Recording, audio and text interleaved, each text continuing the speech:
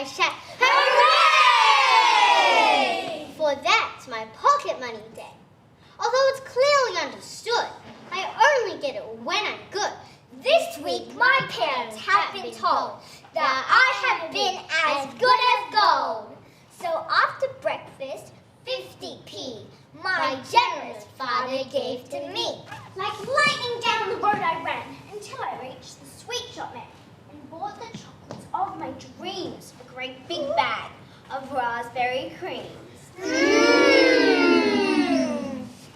There is a secret place I know where I quite often like to go. Beyond the woods, behind some rocks, a super place for guzzling shocks. When I arrived, I quickly found a comfy-looking little mound, quite clean and round, and earthy brown. Just right, I thought of sitting down. Here I will sit all morning long and eat until my chocks were gone.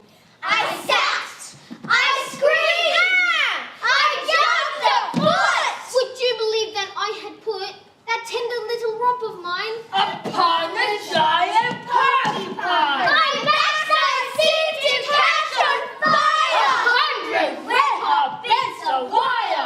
100 crinkles sticking in! And puncturing my precious skin! I ran for home. I shouted, Mom, behold the prickles in my bum. My mum, who always keeps her head, bent down to look, and then she said, I personally am not about to try to pull those prickles out.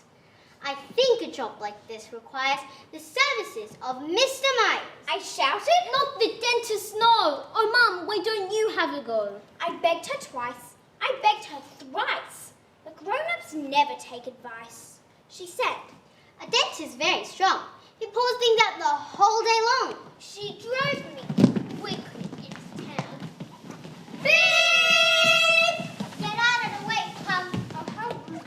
And then they turn me upside down. Upon the awful dentist chair, while two strong nurses held him there.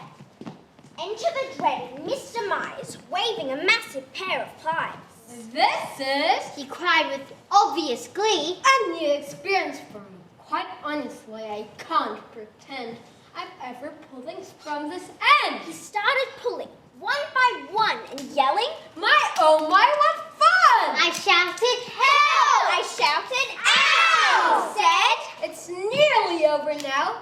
For heaven's sake, don't squirm about. Here the last one's coming out. "Ow!" The dentist pulled it out again. And then I heard the maid exclaim, Now let's talk about the fees. That'll be 50 guineas, please. My mother is a gutsy bird. She never wants to mince a word. She cried, By gosh, that's jolly steep. He answered, No, that's very cheap. My dear woman, can't you see that if it hadn't been for me, This child would have gone for another year. with prickles sticking in his beard. So that was that.